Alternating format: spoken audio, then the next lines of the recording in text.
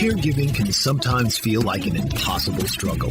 Caregivers may be torn between taking care of loved ones and trying to maintain balance in life. The good news is that it doesn't have to be that way. The Caring Generation with host Pamela D. Wilson is here to focus on the conversation of caring.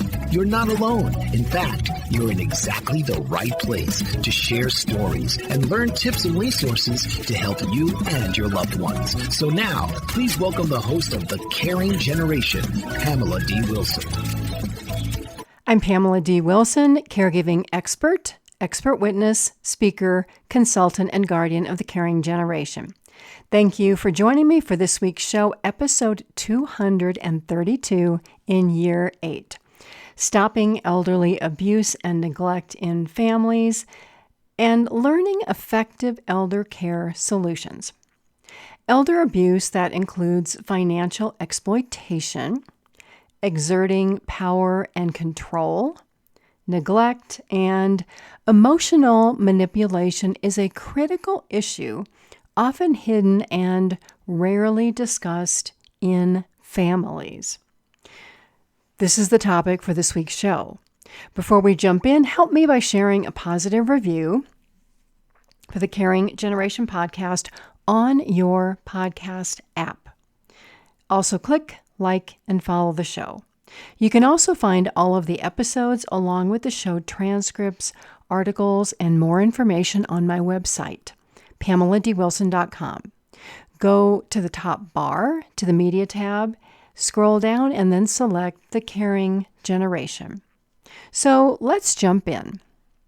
Elderly parents with memory loss are more susceptible to elder abuse or neglect by adult children who influence their parents' choices or make decisions for them, especially if this child is an agent under medical or financial power of attorney.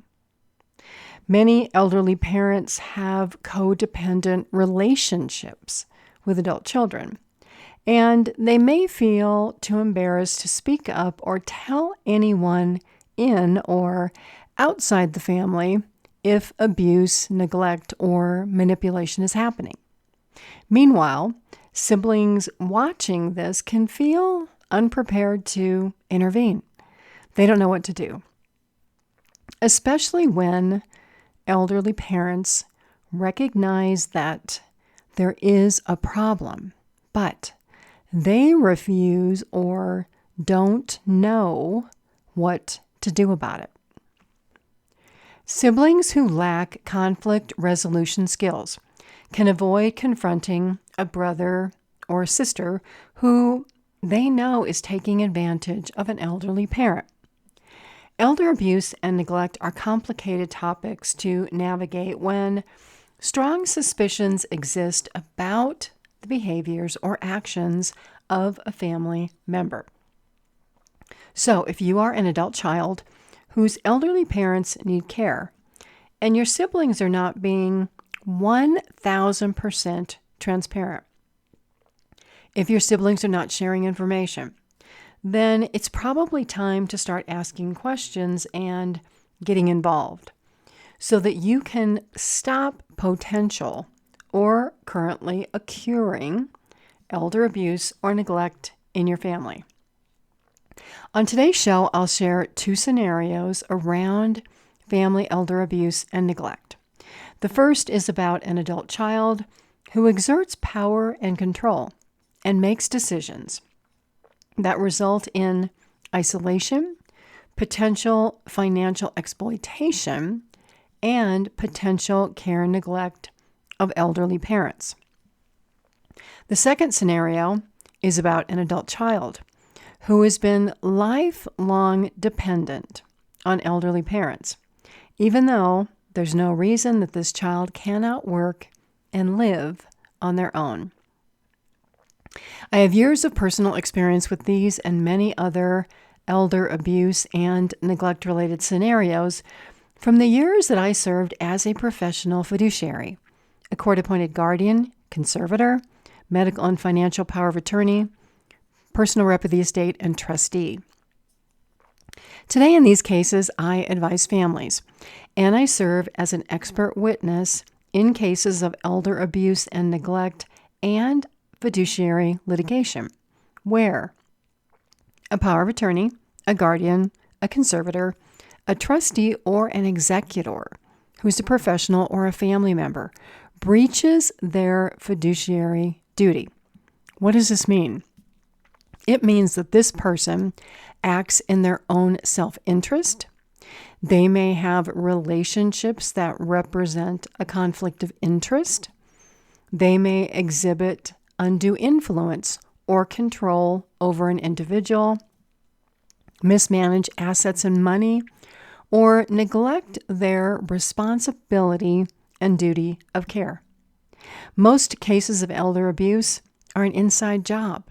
They happen in families, and they are not always reported because adult children, siblings, and the elderly don't know how to navigate making a report or getting assistance. Some fear working with adult protective services, the police, the attorney firms, or other government organizations. I can help with this. You can visit my website, PamelaDWilson.com, go to the Services tab, click on Elder Care Consultation, and schedule time to meet with me. So if you're in a situation where you're not sure if abuse is going on or something happened and you're thinking, this just is not right, how do you go about asking questions and discussing the potential of elder abuse and neglect, or power and control, or influence in your families? One thing to consider when approaching a family member or having a family meeting with everyone present is to separate the concern, the problem, or issue from the person. Because if you can stay with the issues, the conversation may go more smoothly. What you want to avoid is the person with this questionable behavior feeling attacked, reacting negatively, and refusing to share information. The goal of this conversation really is to support your elderly parents regardless of the emotions of family members, family history, family relationships, and other things that may prevent full transparency, full sharing of information and actions, because information that is withheld, family secrets, they cause a lot of problems that one can't even imagine. So here's an example. You might say, "Oh, my dear Sister Mary, I wish you had talked to us before you moved Mom and Dad 1,000 miles away from us to live near you. All we knew was that Mom and Dad were coming to visit you for the weekend. And then, all of a sudden, we learned that they moved into an assisted living community and they're staying there. This 1,000-mile distance makes it difficult for us to visit and maintain regular contact with Mom and Dad. And we've all heard it. Mom and Dad told all of us, time after time after time, that they wanted to live in their home and in their hometown for the rest of their lives. So I'm really puzzled. I don't understand this. Can you help me understand how this move happened without a family discussion including all of us? So you can see here are the issues. It's 1,000 miles now to visit Mom and Dad. There are potential challenges with regular family contact. There are concerns about a sibling making a choice for Mom and Dad about where to live when they previously told everybody what they wanted. It was not to move out of the family home. It was not to move away from their hometown where they have friends and routines. Now, you might wonder, how on earth do situations like this happen? Well, they happen more often than you think. Many adult children no longer live in the same city as their elderly parents. and the elderly parents need assistance. So, one child who has more time becomes more involved than the others. And this child feels that an elderly parent needs more assistance than they're getting, or they see that mom and dad are struggling. Or maybe an elderly parent has a diagnosis of dementia or Alzheimer's. So this child might influence mom or dad to do things that they would not normally do, like change past legal estate planning documents, change the person that they previously named as financial and medical power of attorney agent, or a trustee, or an executor. This child may convince mom or dad to change their will. Then the child convinces mom and dad to sell their home and move to another state, and do a lot of other things that mom and dad would have never, ever done. So the issue here is that the move, rather than being discussed with everybody in the family before it happened, and to make sure that it was really something that mom and dad wanted with absolutely no influence from anybody, was kept secret. And now it appears to be dishonest. So what probably happened is, knowing that everybody else would object, this adult child made all the arrangements to move mom and dad under the guise of a weekend visit. This sibling intentionally lied to their siblings. They withheld information. And now they can't figure out why everybody is so upset. If you are in this type or a similar situation in your family, what can you do now that there is a huge trust gap between you and this person who withheld information, wasn't transparent, and hid information? You can either choose to ignore the potential elder abuse and do nothing, or confront the abuser if you have concerns about their motivation and the effect of this change on your parents.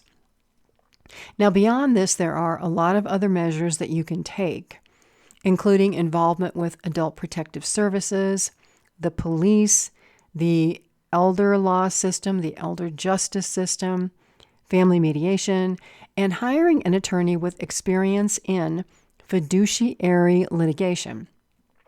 If you feel that this person is controlling your parents, their ability to make their own choices, see and communicate with family and friends, to decide on their own medical care and make their own medical decisions, to manage their own money, to travel, to do things they enjoy, and generally make their own choices. Now, I will say that if you decide to stop or investigate potential elder abuse in your family, you have to be strong. You have to be mentally prepared to deal with high conflict situations. So to put this in perspective, just ask yourself, whose life is being affected? Is your elderly parent being manipulated, controlled, potentially harmed, abused, or neglected in some way to the degree that they cannot stop the abuse? They can't defend themselves. If your parents are in this position, they need someone to advocate for them. So the question to ask yourself is, will you be your parents' advocate? Or will you just look the other way and let your sibling control your parents' money, health, life, and well-being? If your parent has memory loss, dementia, or Alzheimer's to any degree, this situation may be even more concerning, especially if your sibling is doing everything against what your parents said they would have wanted. If this sibling is a power of attorney agent, a guardian, or a conservator, then this raises the standard. This may be a case of elder abuse related to fiduciary breach of duty, not following the principle of substituted judgment, which is your parents saying what they would have wanted. It could be a breach of standards of care and a duty of care. And if other providers are involved, like a home care agency, an assisted living community, a nursing home, and their actions and their employees are contributing to divisive family tactics, isolation, not sharing information, or neglecting care, then these organizations may also be contributors to elder abuse, isolation, control, and a breach of standards and duty of care. Let's look at scenario number 2. Your brother lives with and depends on mom and dad for everything, even though your brother does next to nothing to help your parents, and they do need help. Now, the problem is your mom or dad enabled this behavior for years by just giving your brother money every time he needed something and letting him live in their basement. So you find out that your brother is stealing money and using your parents' credit cards. You are your parents' financial power of attorney. You thought mom and dad were in control of their money, that they were managing it well, and you just learned differently. An investigation into their bank records shows cash withdrawals at ATMs in multiple locations. You know that if mom or dad wanted cash, they would go to the bank because they personally know the bank tellers there. You identified expensive shopping trips and personal items that were bought online from websites that your mom or dad would never shop at. So obviously, you're angry at your brother. You talk to your mom and dad about this, but they keep making excuses for him. Oh, he needed that. He should have that. He lives here, and so on and so on and so on. Well, in this situation, you're the power of attorney. What can you do? What you can do to stop elderly abuse in your family is to determine first whether your parents are fully mentally capable of knowing what they are allowing your brother to do and the effects of what your brother is doing. How much money has gone out of their bank account in the past month, in the past 6 months, in the past year? Are your parents going to need that money when their care needs increase? So it's important to know whether they're mentally capable or whether they have early memory loss or advanced dementia. So if your parent still has their mental capabilities, I would have a family discussion with everybody involved and talk about the importance of your brother getting a job, moving out of your parents' basement, and becoming financially self-supportive. Because as the health of your parents advance and they need more care, they'll need more money to support themselves. Maybe they will have to sell their home to move into an assisted living community. If your brother is still living in that home, that is going to be a huge problem. Now, because your parents have enabled your brother, you as that power of attorney may have to be the change maker who comes up with a plan to move your brother out of your parents' home. And depending on how difficult you might think this will be, you may want to create a written agreement signed by your parents, your brother, and you, and potentially written by an attorney, along with a timeline to make this happen. An elderly parent in this type of situation may fear losing a relationship with a child that they have enabled to need help from them. And that child, your sibling, may be an expert at emotional manipulation to make your parents feel guilty for your siblings' life failures. Now, in all families, eventually there does come a point where an elderly parent has bailed out a child too many times. And they finally realize that they're the ones causing the problem. Parent-child relationships, whether young, old, or late in life, they're complex, especially when one child has been allowed to fail to achieve independence, and all the other children have moved out of the home and gone on with their lives. Sometimes in these cases, the only solution is setting strong boundaries, making agreements, and setting timelines. While nobody wants to see a family member fail or come to harm, sometimes saying no is the only way to help an able family member find their path forward to succeed by stopping this addiction. And the addiction is asking for money. I need to live in my parents' home. I can't make decisions without my parents. To stop the addiction that keeps bringing this dependent child back to their elderly parents and committing elder abuse.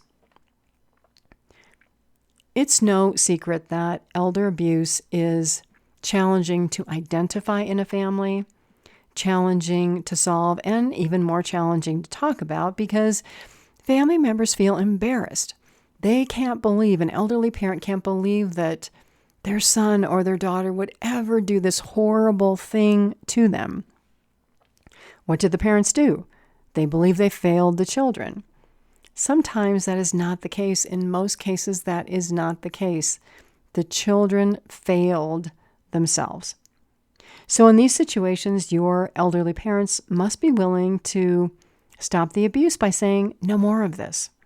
If your parents have dementia or Alzheimer's and they're declared incompetent by a court or you are their power of attorney, you have a fiduciary responsibility to stop the elder abuse and to set boundaries. So if you don't know how to do this and you need support, you can schedule a one-on-one consultation with me by going to my website, PamelaDWilson.com, click on the Services tab, and then the Elder Care Consultation page, where you can read about ways that I provide support and complete the form on that page to schedule a telephone call or a virtual meeting with me. I thank you all so much for being here to talk about this very difficult but important topic for families.